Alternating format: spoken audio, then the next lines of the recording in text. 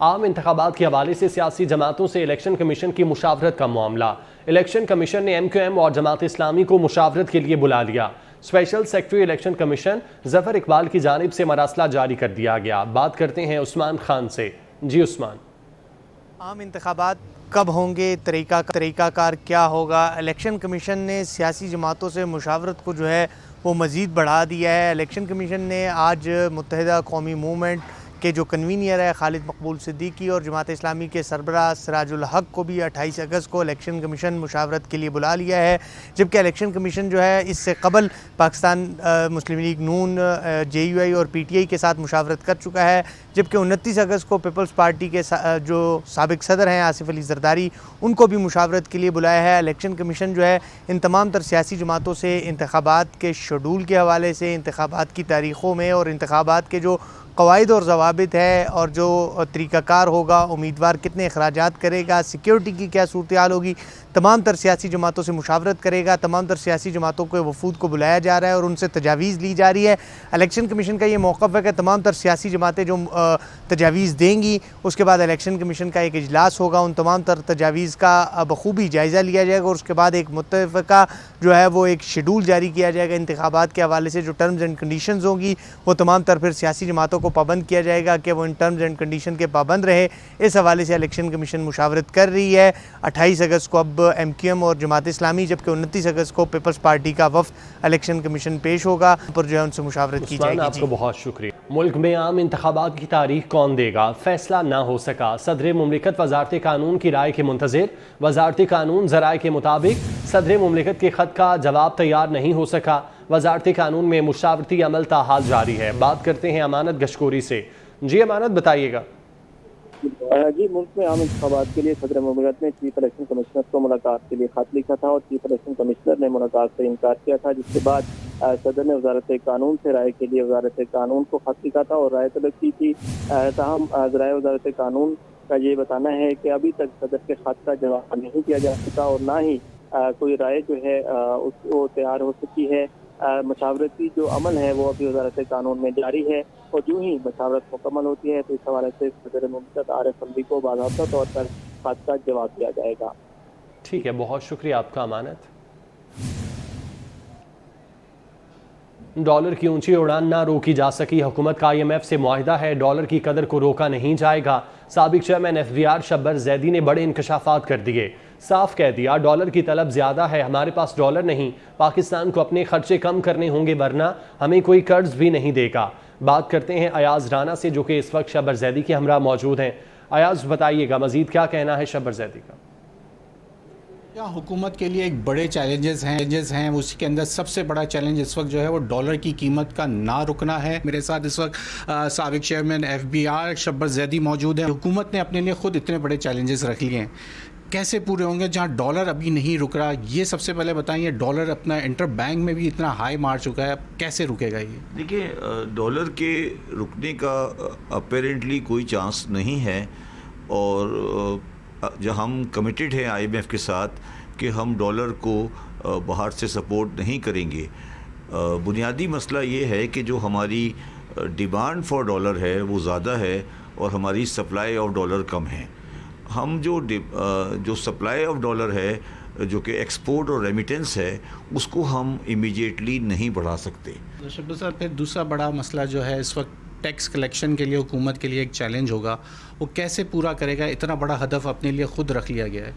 देखिए, IMF की जो प्रोजेक्शन है हमारी, जो हमने इसके ऊपर IMF के साथ डील की है, इसमें जो हमारी इंक्रीज़ इन टैक्स कलेक्शन है 2023, 2022 और 2023 के अगेंस्ट में 2023-24 में हमने 33% इंक्रीज़ रखा है टैक्स कलेक्शन के अंदर।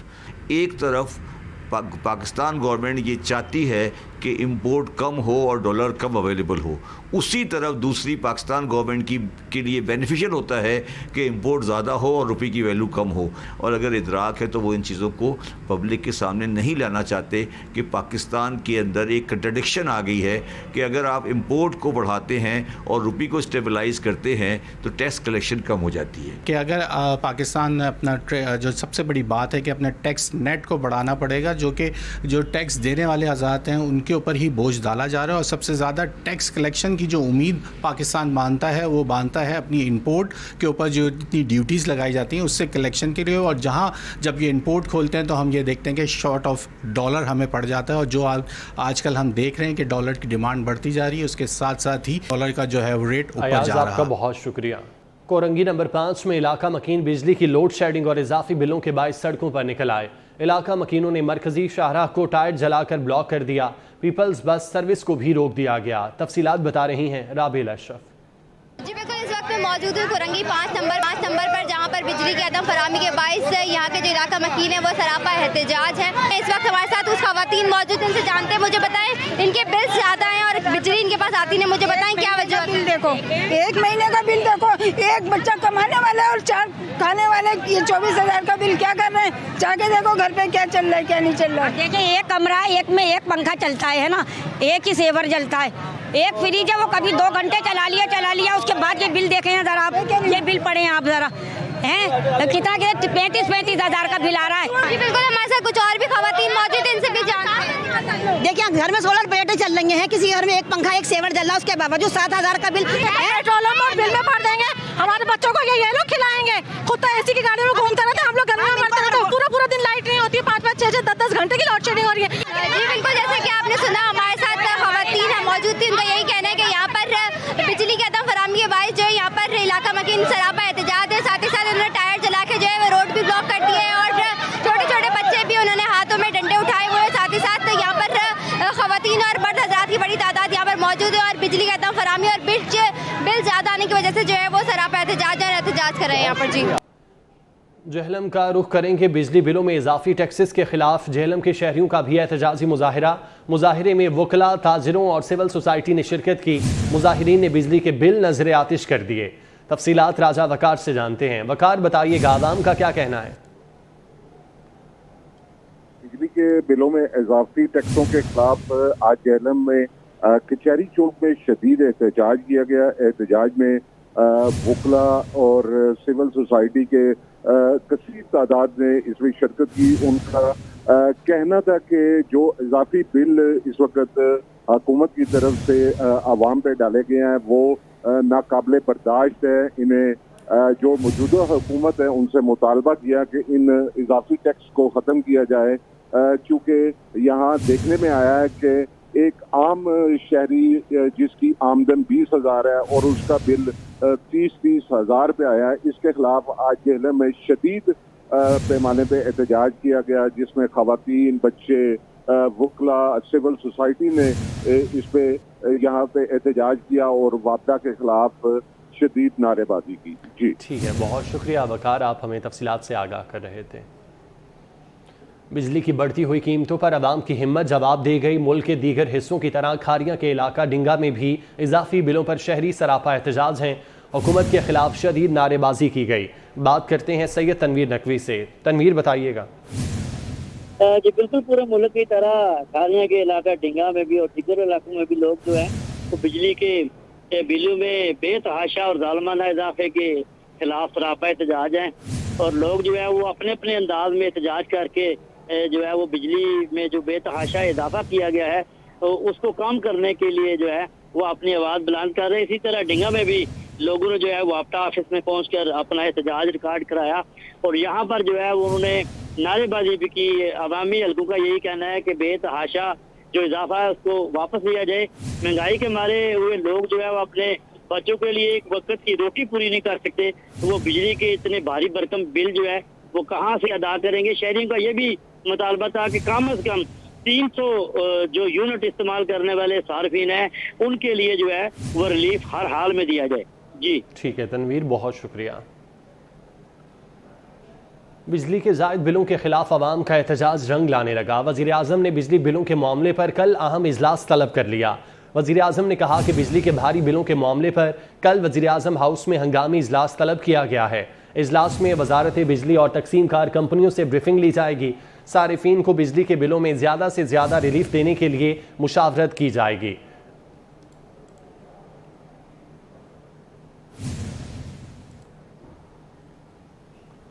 अवाम पर महंगाई के ताबड़तोड़ हमले। महंगाई के मारे अवाम पर एक और बोझ डाल दिया गया। बिजली पेट्रोल की कीमतों में इजाफे के बाद LPG की कीमतों में भी मजीद इजाफा कर दिया गया। मार्केट में 250 रुपये किलो फरोख्त होने वाली LPG 260 रुपये से भी महंगी होने लगी। बात करते हैं अयाज राना हमारे साथ मौजूद हैं। जी अयाज।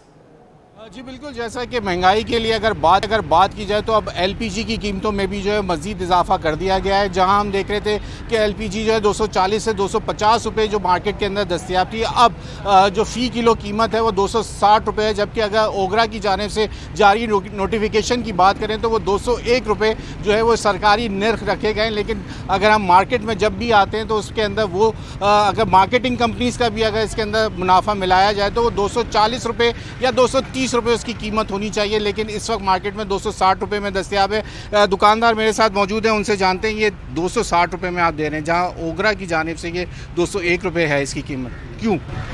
ये कंपनी वालों की तरफ से ये रेट बढ़ते हैं, गवर्नमेंट की तरफ से इतना रेट नहीं बढ़ता है, ये कंपनी वाले बढ़ाती।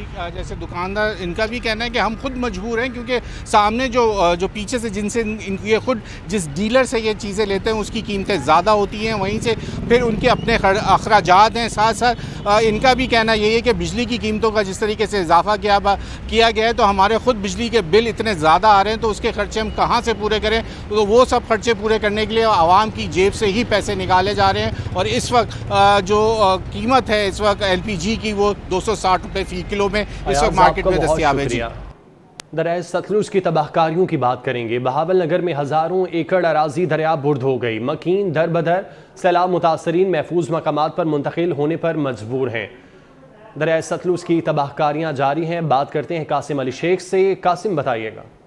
बिल्कुल, दरिया सतलुज में जिस तरह तेज़ी से पानी आ रहा है उसी तरह इसकी जो तबाहकारी है उसमें भी शिद्दत आ गई है। बड़ी तादाद पे लोग जो अपने घर बार छोड़कर महफूज मुकामात पर मुंतकिल हो गए हैं। तो किस तरह ये ज़िंदगी गुजारे, तो मेरे साथ इस वक्त ऐसा ही ख़ानदान मौजूद है जो कि मेरा कैमरामैन आपको दिखाते हो, बुज़ुर्ग खातून है, बीमार भी है और लेकिन अपने मजबूरी में घर बार छोड़ के आए हैं। तो इन्होंने अभी सिरप जो लिया, उनसे बात कर लेते हैं कि जो मेडिसन है दीगर सहूलियत है।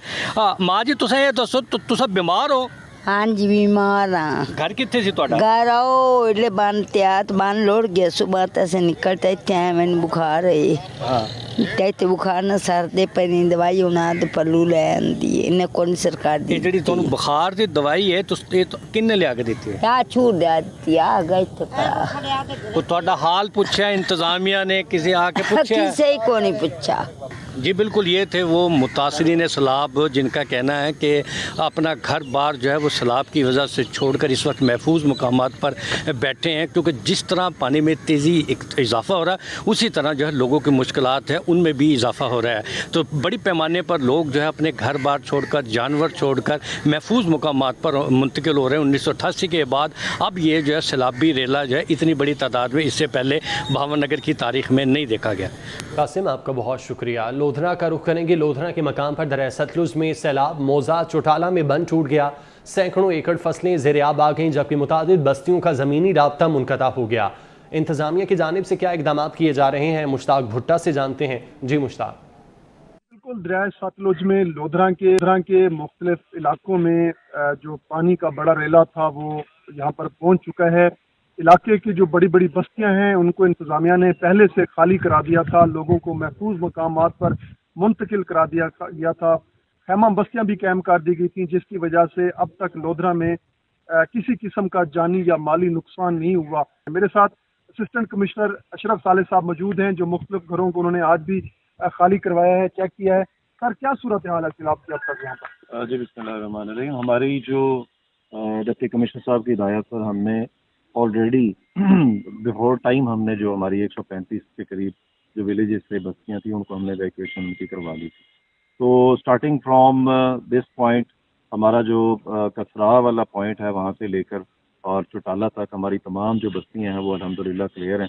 और अब तक हमारे पास जो 90,000 प्लस क्यूसेक जो पानी चल रहा है उसको अगर हम देखें तो वो बड़ा ईज़ के साथ और आसानी के साथ जो है यहाँ से गुजर रहा है। और इसमें हमारी कोई बस्ती, कोई घर जो है वो अभी तक इफेक्ट अल्हम्दुलिल्लाह नहीं हुआ है। जी बिल्कुल, दरिया के जो इलाके हैं जो ज़ेर-ए-आब आए हैं, यहाँ पर इस्तादी कार्रवाइयाँ करके लोगों को महफूज मकामात पर मुंतकिल किया गया है और मज़ीद अफसरान यहाँ पर मौजूद हैं कि किसी किस्म का जानी या माली। बहुत शुक्रिया आपका। बहावलपुर में दरिया सतलुज में सैलाबी सूरत हाल बरकरार है। एम्प्रेस ब्रिज पर पानी की सतह बुलंद होकर 9.5 फीट हो गई। पानी की सतह बुलंद होने से मुतादिद बंद टूट गए। तफसीलात जानते हैं रजा मलिक से। जी रजा, बताइएगा। जी बिल्कुल, दरिया सतलुज में इस वक्त ऊंचे दर्जे का सैलाबी दर्रा जो है वो जिला बहावलपुर की हदूद से गुजर रहा है। इस वक्त सूरत हाल ये कि एम्प्रेस ब्रिज पर जो पानी की गेज है वो 9.5 फुट रिकॉर्ड की गई है, जबकि मेल्सी साइफन पर इस वक्त जो पानी का अखराज है वो 1,33,000 क्यूसेक है और वहाँ पानी की सतह जो है वो मुसलसल बढ़ रही है। मुतअद्दिद ज़िम्मेदारा बंद जो है वो टूट चुके हैं और दर्जनों आबादियाँ जो हैं वो ज़ेर आब आ चुकी हैं। डिस्ट्रिक्ट एडमिनिस्ट्रेशन की तरफ से रेस्क्यू का काम जो है जारी है। इसी तरीके से पुलिस डिपार्टमेंट की तरफ से भी जो है वो सिक्योरिटी के जो हैं खुसूसी इंतजाम जो हैं सैलाबज़दा इलाकों में जो है लोगों को तहफ़्फ़ुज़ फराहम करने के हवाले से किए गए हैं। लेकिन अमली सूरत हाल ये है कि पानी की सतह में जो है वो मुसलसल इजाफा हो रहा है और दरिया सतलुज की बिपरी लहरें जो हैं वो हज़ारों एकड़ पर खड़ी कपास की तैयार फसल को जो है वो निगल चुकी हैं। इसके साथ साथ चारा जात और तिल की फसल भी जो है वो भी बुरी तरह से मुतासर हुई है, जबकि पानी की सतह जो है वो मज़ीद बुलंद हो रही है। ज़िला इंतज़ामिया की तरफ से जो है वो 20 रिलीफ कैंप्स जो हैं वो कायम किए गए हैं, जहाँ लोग सैलाब मुतासरीन पहुँच रहे हैं, जहाँ उनकी सहूलियात जो हैं वो फराहम की जा रही हैं। जी बहुत शुक्रिया।